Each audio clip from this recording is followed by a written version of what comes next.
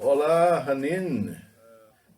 Bem, em primeiro lugar, eu quero agradecer a você, Hanen Malpass, pelo convite. Agradecer também a Valissoa e ao Pranesh por todo o apoio que deram à minha palestra nesses dias. Eu devo dizer também que é uma grande responsabilidade falar depois da professora doutora Regiane Romano, que é uma das mais competentes especialistas mundiais de cidades inteligentes nessa área. Bom, falar sobre cidades inteligentes é fascinante para muitos, mas assustador para outros. E hoje eu quero dar uma palestra para ambos, os fascinados e para os assustados. Nós estamos no meio de mais uma grande transformação tecnológica, na qual devemos nos capacitar para não ficarmos para trás. Olá, pessoal. Meu nome é Jorge Barros, eu sou o CEO do Instituto Smart City Business América aqui no Brasil.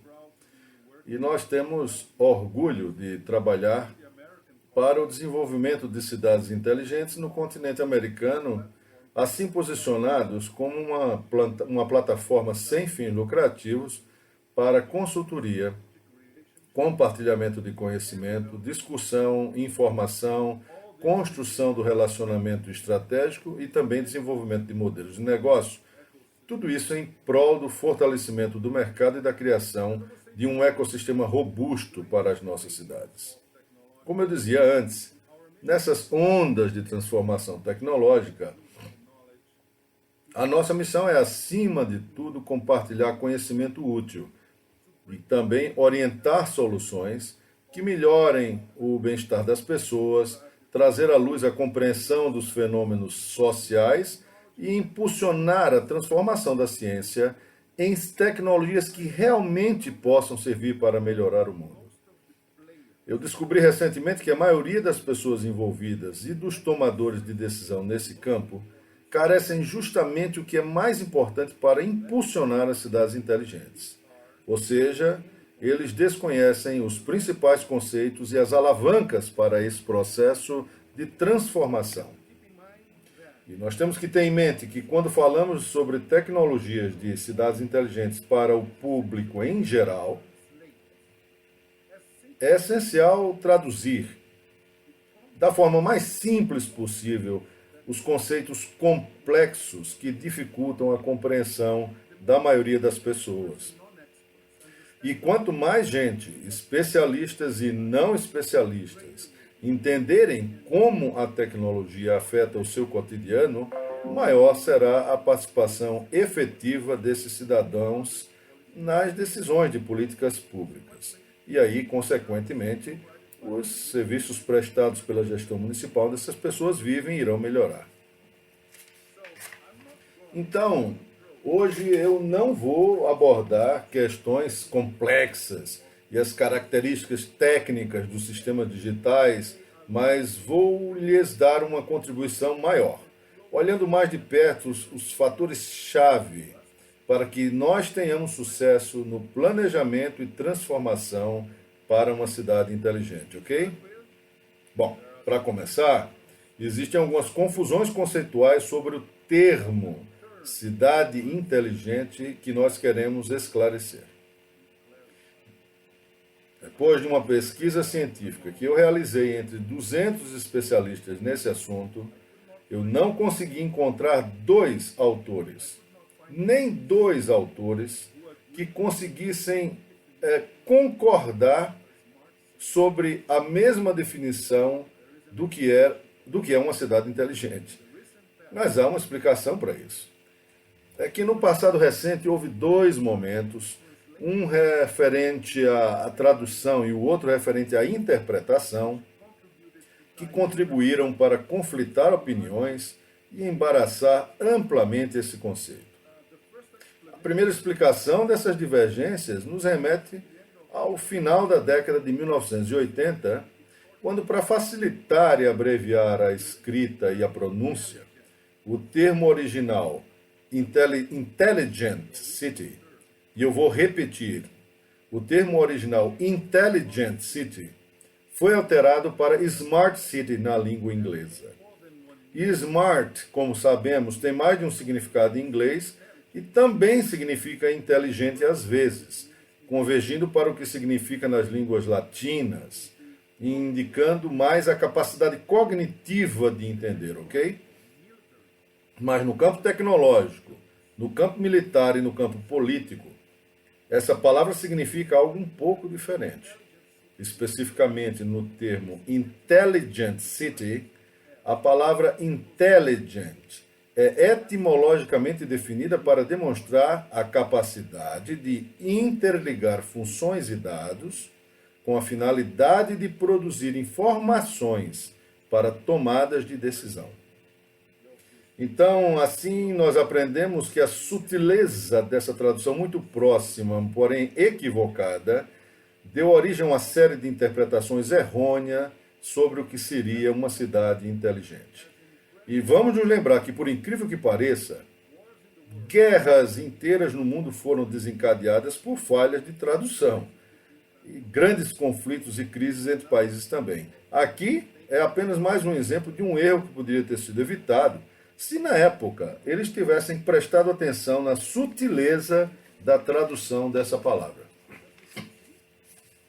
Como nós podemos ver, uma cidade inteligente, e guardem isso muito bem, ela também pode ser, mas não significa necessariamente uma cidade sabida, elegante, esperta, onde as coisas funcionam a partir de serviços prestados com alta capacidade de entender alguma coisa. Uma Smart City é principalmente uma cidade onde as soluções aplicadas para atender às necessidades dos cidadãos são interoperáveis. E por conta dessa conectividade, elas produzem ganhos adicionais de eficiência, de economia e continuidade por meio justamente da inteligência que as une. Nós sabemos que centros urbanos, por exemplo, utilizam sensores, para coletar dados e dessa forma eles fornecem informações para uma gestão integrada e eficiente dos recursos, fazendo assim bom uso das ferramentas tecnológicas. A interoperabilidade entre soluções, portanto, desempenha um papel muito importante na transformação de uma cidade, porque muitos dos recursos digitais utilizados nas cidades devem ser interdependentes na comunicação com as plataformas, na comunicação com os servidores e na comunicação com os aplicativos móveis. Ressaltando que, vejam bem, enquanto a interoperabilidade entre sistemas significa o princípio básico de qualquer solução inteligente, ela é, ao mesmo tempo, um ponto de controvérsia e de grande resistência entre os desenvolvedores de software, porque esses geralmente são contra operar usando protocolos abertos. Por outro lado, veja bem, todas as cidades modernas já entenderam que os novos serviços digitais devem ser interconectados operacionalmente, de modo a produzir pelo menos os seguintes ganhos adicionais. Número 1.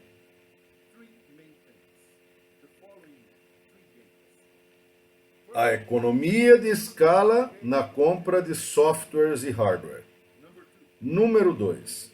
A eficiência, o aumento da eficiência dos serviços públicos prestados pela gestão municipal como um todo.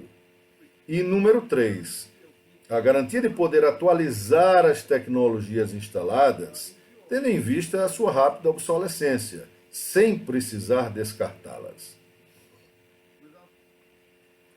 Bem, a partir da análise desses princípios que estamos aprendendo aqui hoje, sobre o que realmente torna uma cidade, caracteriza uma cidade como cidade inteligente, chegamos facilmente à conclusão sobre o que está por trás desse conceito, o que diferencia uma solução digital de uma solução inteligente, e repetindo, essa palavra é interoperabilidade tecnológica.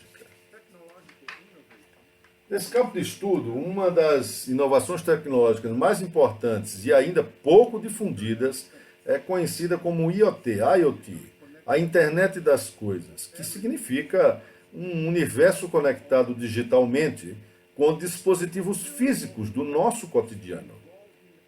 E a experiência das pessoas envolvidas em IoT, na maioria dos países, mostra que os desafios pela frente ainda são enormes.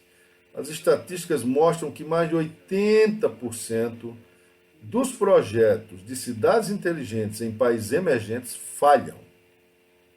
E olha, não é porque, surpreendentemente, não é por falta de recursos financeiros, mas sim pela falta de um planejamento adequado, falta de capacitação, falta de motivação dos servidores públicos. Essas são as principais causas dos 80% de falha dos projetos. E dentro desses 3 motivos, eu quero destacar a motivação como sendo uma das maiores, viu? É necessário abordar previamente os municípios, de forma a motivá-los a conhecer e também a compreender os benefícios das tecnologias emergentes, das tecnologias disruptivas, bem como a formar e planejar os seus quadros de gestão para que percebam os ganhos. Olha, equipes qualificadas entendem as principais características da tecnologia e suas limitações, explorando as possibilidades da melhor forma. Agora, equipes não qualificadas, e aí normalmente rejeitam e se opõem a qualquer nova ideia, especialmente se estivermos falando de tecnologia. Percebemos a partir da nossa prática que pouquíssimos municípios perceberam a enorme importância da capacitação dos seus servidores públicos. E além desse fator da motivação, é claro que as cidades também carecem de uma infraestrutura de TI adequada para operar os seus sistemas digitais e, dessa forma, prestar melhores serviços ao seu cidadão de uma forma organizada, rápida e segura.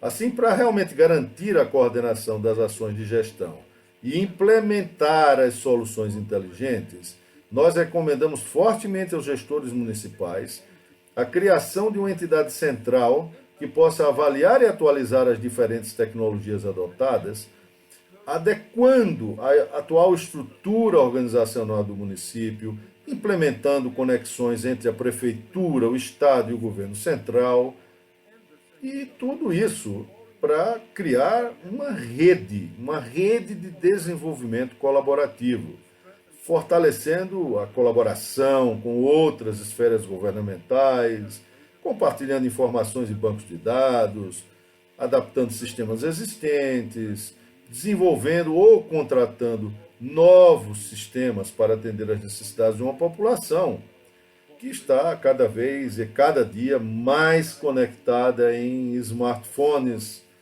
Isso tudo e mais. É preciso implementar uma política que vise um governo digital e desburocratizado. Olha, me permita tomar um pouquinho de água aqui que eu estou com sede. Obrigado. Outra alavanca muito importante para impulsionar projetos de cidades inteligentes, vamos lá, então é a ação de reunir formuladores de políticas públicas, representantes de entidades de classe, pesquisadores, cidadãos, tecnólogos e gestores municipais para compartilhar novos conhecimentos sobre como transformar nossas cidades.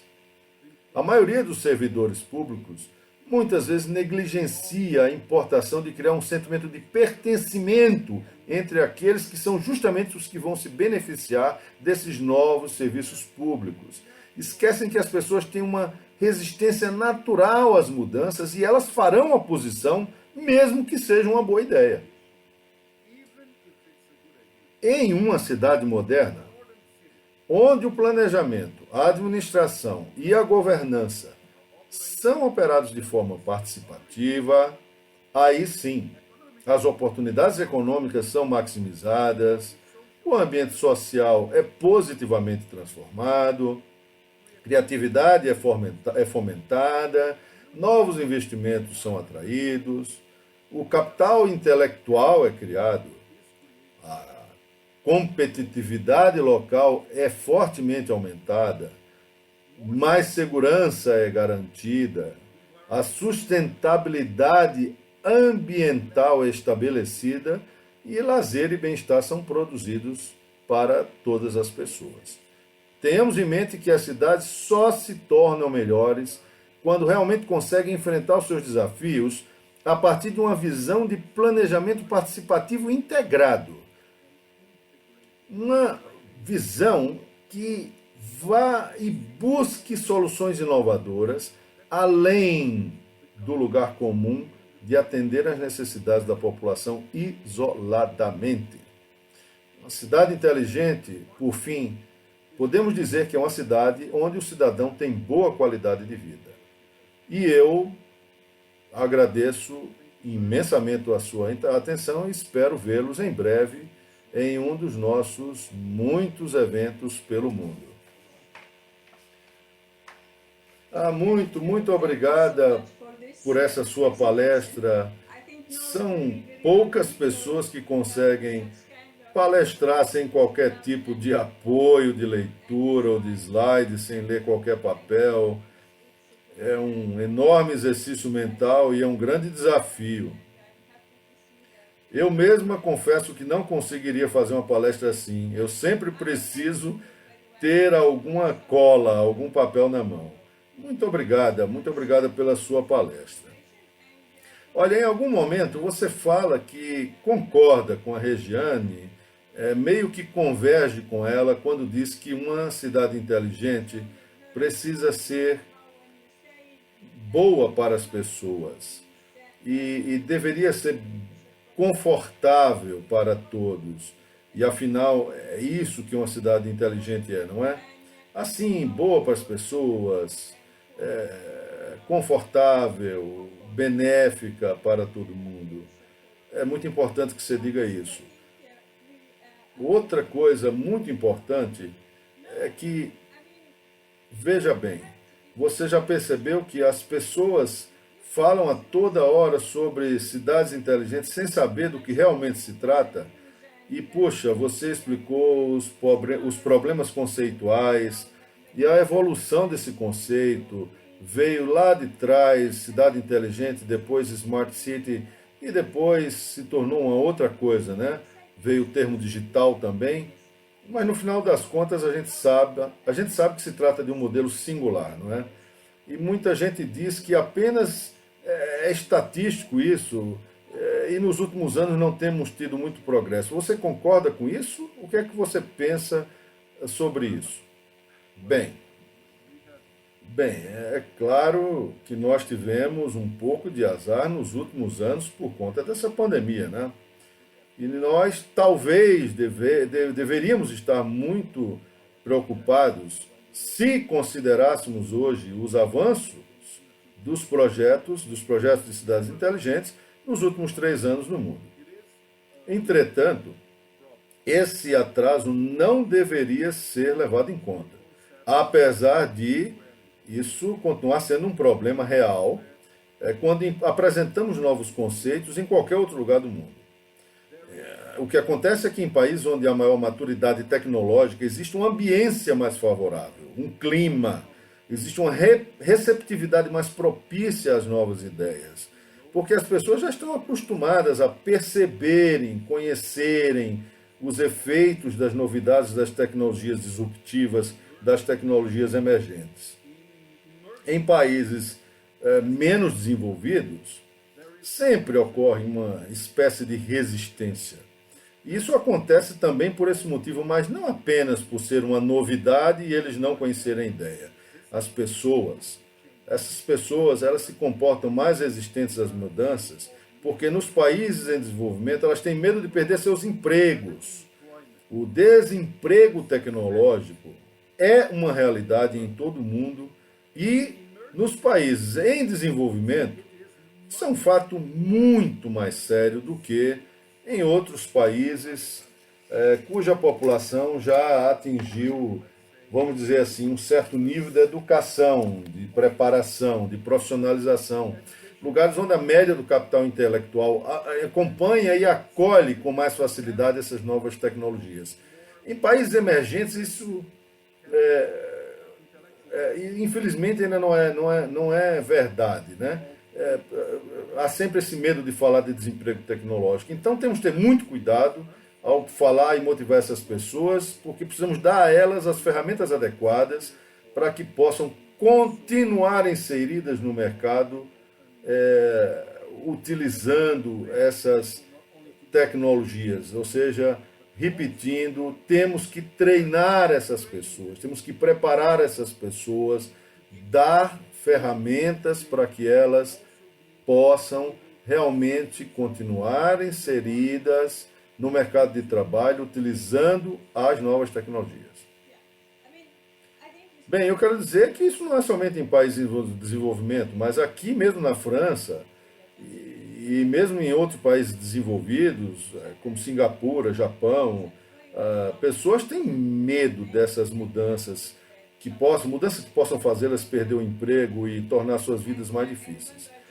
Eu lembro de uma palestra que eu assisti recentemente, onde alguém disse: olha, imagine Paris, me disseram. Imagine Paris no século XIX sem eletricidade. Quanta mudança, né? Como tanta coisa mudou, né?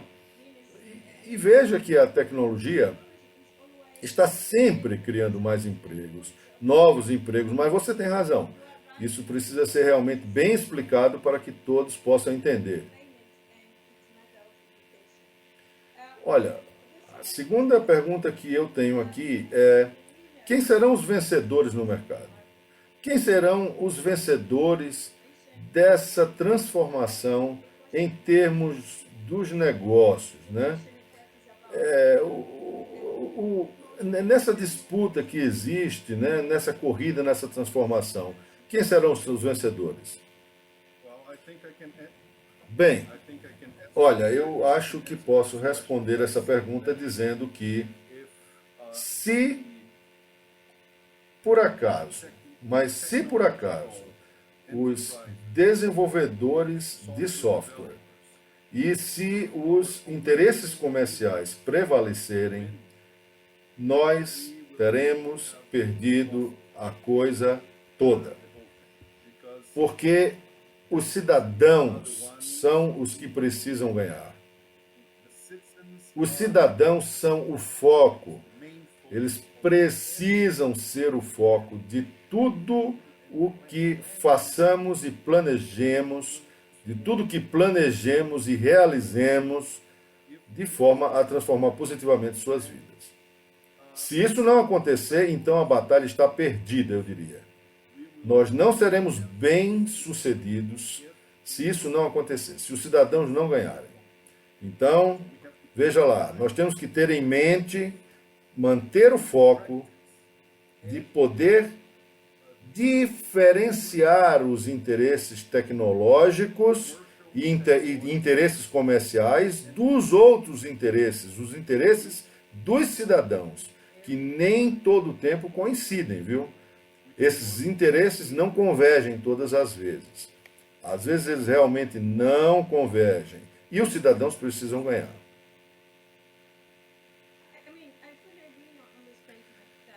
Olha, eu quero dizer que concordo inteiramente que os cidadãos devem ganhar sempre. Mas, ok, eles têm que ganhar. Só que negócios são negócios, né? E nós precisamos de empresas para fornecer tecnologia, investir em pesquisa e desenvolvimento, testando tecnologias. Eu queria saber quais entre elas serão as vencedoras, quem que vai se desenvolver mais, quem que a gente vai mais usar. Eu acho que a questão é mais ou menos sobre isso aí, sabe?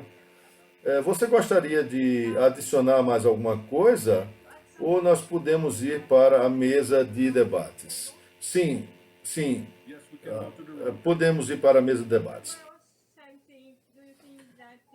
Doutor Barros, Me diga, por favor, você acha que a sustentabilidade deve ser a principal vertente para o bom desenvolvimento das cidades inteligentes?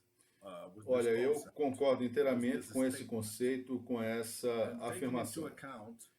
E levando em conta que a sustentabilidade é o principal sustentáculo da própria vida no planeta onde moramos, qualquer outra coisa é secundária. A sustentabilidade deve ser a principal vertente de qualquer coisa que pensemos, planejemos ou coloquemos em funcionamento em relação às nossas cidades inteligentes, porque de outra forma a vida em si não existirá. E, aliás, a propósito disso, a maneira como nós estamos fazendo certas coisas hoje em dia, pairam dúvidas sobre se estaremos vivos nas próximas décadas. Então, esse não é somente um ponto de interesse comum, mas é um ponto crucial para que todos os planejadores e autoridades governamentais no mundo, prestem atenção e concentrem-se nisso. Dr. Barros, vamos encerrar essa sessão com a sua palavra. Quais são os próximos desafios? Quais são as próximas metas? Ok, tudo bem, primeiramente, mas eu queria dizer que concordo totalmente com o Tamer Hamdi quando ele se refere a motivar as pessoas, a capacitar as pessoas, eu concordo com ele. Entretanto, eu diria que o nosso maior desafio é manter o que conquistamos até agora. Nós avançamos muito e percorremos uma longa estrada até chegar aqui. E eu acho que deveremos fazer um esforço para não perder aquilo que nós já conquistamos em termos de qualidade de vida nas cidades. Eu fico muito preocupado e muito triste quando vejo pessoas proeminentes, formadores de opinião, falando e fazendo paralelos, por exemplo, entre o trabalho, a distância e a preguiça. Olha, nós conhecemos a estrada por onde andamos até atingir esse ponto atual em que logramos desenvolver tantas ferramentas tecnológicas boas que permitem que trabalhemos à distância nos dias atuais, assim como também conhecemos as vantagens e benefícios que isso traz para todo mundo. Menos emissão de gás carbônico nas cidades, menos tráfego, menos pessoas se aglomerando nas ruas. Além do que foi feita também uma pesquisa em todo o mundo que mostrou que as companhias, as empresas aumentaram suas eficiências em mais de 20% quando as pessoas trabalham à distância em home office. Repetindo, eu fico muito, mas muito preocupado e triste quando vejo formadores de opinião mundiais relacionarem o trabalho à distância com a preguiça das pessoas em trabalhar. Isso não é verdade. E por que esses empresários, formadores de opinião, estão dizendo isso? Obviamente, eles não estão pensando nas pessoas, eles estão defendendo seus puros e meros, mesquinhos interesses comerciais. Isso não deveria ser assim e a mídia não deveria divulgar a opinião dessas pessoas da forma como divulgam. Eu estou aqui apenas dando um exemplo, mas acho que o nosso maior desafio é realmente manter as nossas conquistas e nos manter assim, evoluindo e melhorando nossas conquistas, melhorando ainda mais aquilo que já foi melhorado. Obrigada, muito obrigada. Eu queria dizer que concordo 100% com você. Eu mesma fui muito feliz durante o isolamento da pandemia, pois eu costumava viajar muito. Eu passei a minha vida toda no negócio de tecnologia e tive sempre que viajar muito. Mas eu adoro o que eu faço, então nunca foi um problema. Mas passei a minha vida afastada das minhas crianças. Eu agora estou passando mais tempo com elas e ainda estou trabalhando mais, Dr. Barros. Eu estou produzindo mais do que antes. trabalhando mais eficiente. Eu hoje tenho a oportunidade de eu passar mais tempo com minhas crianças e ver mais coisas do que eu não via 20 anos atrás nessa minha jornada de viagem. Eu concordo com você e digo que trabalhar à distância não é fácil. Temos que nos programar e ter contato com as pessoas, mas buscar esse equilíbrio, esse bom equilíbrio. Eu quero dizer que foi realmente, eu fui abençoada hoje por ter vocês aqui, o Egito, o Brasil, toda a Europa. É um momento único, Dr. Barros. Poder dialogar com vocês, especialistas, compartilhando com vocês e assim oferecer às pessoas a chance de participar, como anos atrás. Você sabe, nós temos cada vez mais gente, né? Uma plateia cada vez maior de pessoas querendo ouvir especialistas para justamente entender melhor a tecnologia, tanto o que já existe quanto o que já está sendo concebido aí pelo mundo e no Brasil, para mudar o mundo positivamente. Então, muito obrigada por estarem comigo hoje e obrigada por suas participações. Precisamos estar focados nas pessoas e preciso dizer que amei cada momento que estive aqui com vocês. Acreditem que eu realmente amei cada momento. Obrigada. Vamos repetir esse evento periodicamente até breve. E uma última palavra, as gravações de tudo que produzimos já estão disponíveis no nosso site. Para aqueles que perderam as gravações, isso está tudo gravado e vocês podem acessar, todos têm acesso direto aos palestrantes também. Então, por favor, não hesitem em fazer suas perguntas diretamente a eles, ao Bassan, a Regina, ao Dr. Barros e ao Tamer. Vamos seguir bem tranquilos, transparentes e focados nas pessoas. Muito obrigada e Thank you. Bye bye. Bye bye, Renin. Bye. Thank you.